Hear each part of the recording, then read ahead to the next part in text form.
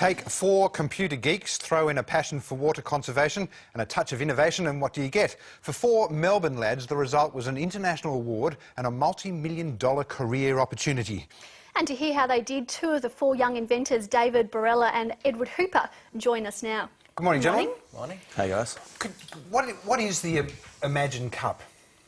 Sure. The Imagine Cup is a worldwide competition that Microsoft runs each year. Each year they have a different theme.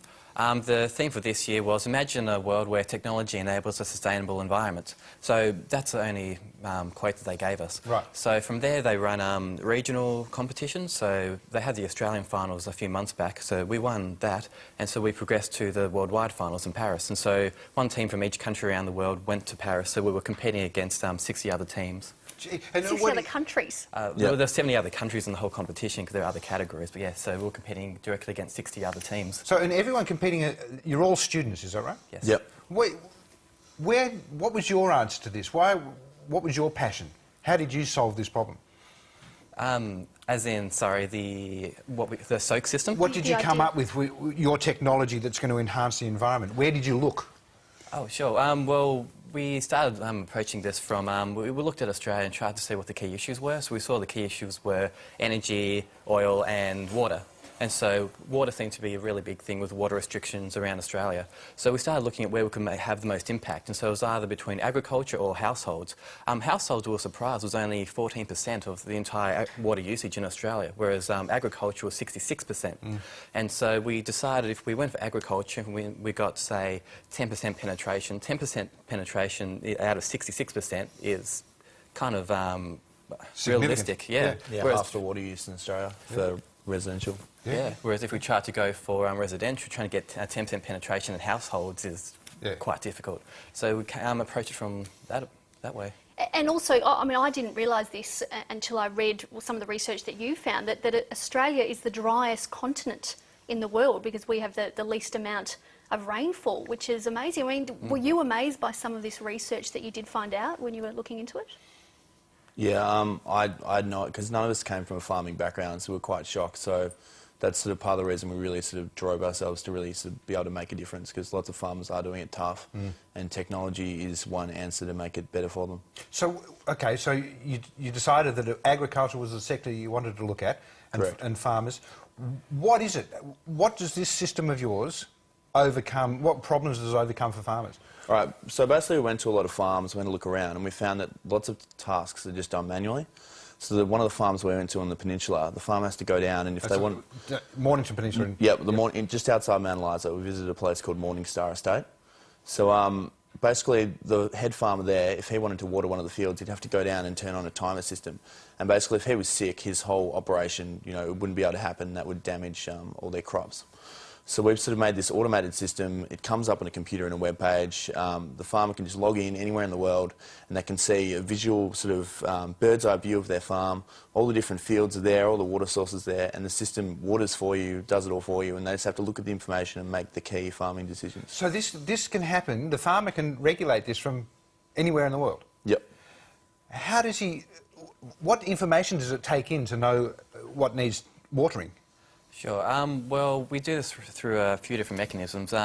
One is the sensor that we've got here. So with that, we consulted with an engineer, and just over a matter of 4 weeks, he built this prototype for us. So it's got it's solar-powered, rechargeable battery, so it's all environmentally sound. This is it. This is what we're talking about now. Yeah, sorry. Yep. That. So you'd set these sensors up in the fields? Out in the field. Yep. Okay. And so they've got GPS in them. They've got moisture sensors, temperature sensors. So all of this information is being gathered by the system, by the sensors, and it's being sent back to the farm.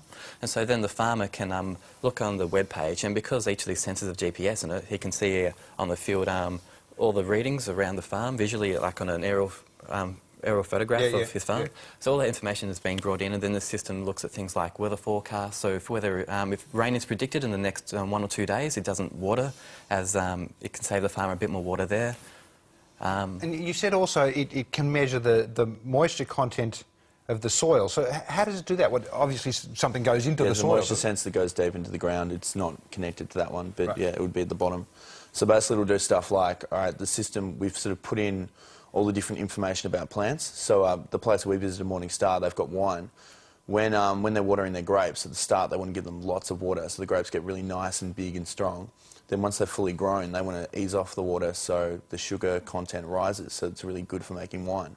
So basically our system takes all that sort of stuff into consideration, and it'll do stuff like, okay, it's at that first stage and it needs lots of water, but the system says it's going to rain in 2 hours, so let's wait then. So it rains, then the system says, okay, according to our rain gauge, we only got 30% of the water we were expecting in that rainfall, so let's make up the difference now. Actually, let's wait an hour and make up the difference at night when there's going to be no evaporation. Just stuff like that. So you could individually design the program for each farm and their requirements? Does it have further application? I mean, could you possibly use this something like this to monitor? I don't know. I'm thinking off the top of my head now. Stock control or something like that. Yeah, absolutely. So when we started building this system, we were thinking about all these other applications for it. But for the competition, we just went for one key message, which was water sustainability. But we've built it to be a sustainable farming package. So we're already thinking for things like supply chain management, even. So once a farmer has taken his oranges and is going on the way to the farm, they can track things like that, or soil erosion, crop rotation, things like that. So other things, and livestock, so things that help the farmer just do what he does. Yeah. How long did it actually take you to put this software together? Because, I mean, I was overwhelmed just reading about it. And you guys, you're in your young 20s, you're still studying. Where did you start and how long did it take you with the actual software? Okay, we spent probably like 2 months just sort of looking at farms and gathering requirements. Then we spent about 3.5 months actually making the software. And then we went to France and presented just a few weeks ago. You say it like it wasn't even hard. Like it just wasn't even difficult. Is it? I mean, is it? This is obviously the area that you guys work in. Is it a difficult system, or is it just the brains behind the idea in the first place? Trying to sort of make something that farmers could really use, and also making something that was really cheap so everyone could use it. It was hard to sort of maintain those things, but we managed to do it. So because of that localised aspect, so when a farmer views it, they actually get a bird's eye view of their farm. So we found that local touch and clear functions, not overwhelming the farmer. Yeah. We found the feedback we got from farmers was just fantastic. Yeah. Have you got is there a prototype in operation at the moment? We're looking at doing some field tests. There's been lots of offers coming in. We've sort of finished the software end, and we just need to sort of do some more sensor work and then get it out there. I bet. I mean, you said that there are offers coming in. The reaction to you winning this prize must be extraordinary. I mean, what is the next step now? Sure. Well, we're taking the system and we're cleaning it up. There are just a few final things we need to do until we can deploy it. So things like the sensor that we brought into the studio today. It's good as a demonstration, but we just need to ruggedise it a bit more, so then we can put it out into the field, and then when cows stomp on it, it doesn't break, which is actually a big concern we found out. Absolutely. Yeah. You know, when you went to the final, you took this along, you went to Paris, you were there for... Judging was over a couple of days. What actually happens? Sure.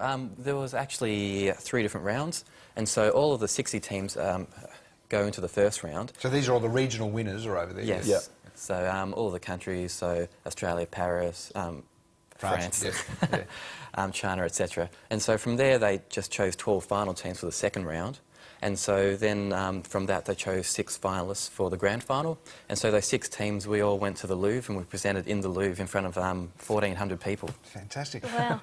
What were some of the other countries doing that impressed you? I mean, there was one that I read about, the Irish car run solely on vegetable oil or something like that. Yeah, that was really cool. So these guys got a car and they converted it to vegetable oil, and they drove it all the way from Ireland to Paris. And just on vegetable oil? Yep, and they had a full video, and yeah, that was a really incredible project. Those guys really pushed limits. What were some of the others? Were any others that impressed you? Yeah, the one that I really liked was the one from China. So they built this system where they created these little... It's for electricity usage, so between the appliance and the actual wall socket, they built this little gadget, and so it would sit there and monitor how much electricity is being used, and it would wirelessly send that information back, and all of that would be recorded, so they could see how much power usage each one of their individual appliances is using. They had websites and things like that, so like real-time live monitoring of each of their appliances. We're getting to a world whereby we're governed by one computer, aren't we? No. A few, Don't see it that way. It sounds like that, doesn't it? Why Do you think that you won this competition? I guess one of the big things was a lot of the teams like that China one, they were sort of targeting governments to sort of convince people to sort of take that up. Ours was something that sort of, it was almost ready to use. It was something that everyone could use. It was scalable, so you could have it on a really small farm, or if you're a big corporation, you can have it on farms all over the world. You could still control it all from one spot. And it was just such a good thing. Like, you know, there were known results from our system, and farmers in Australia are doing it tough, and the water problem and just farming in general is becoming huge.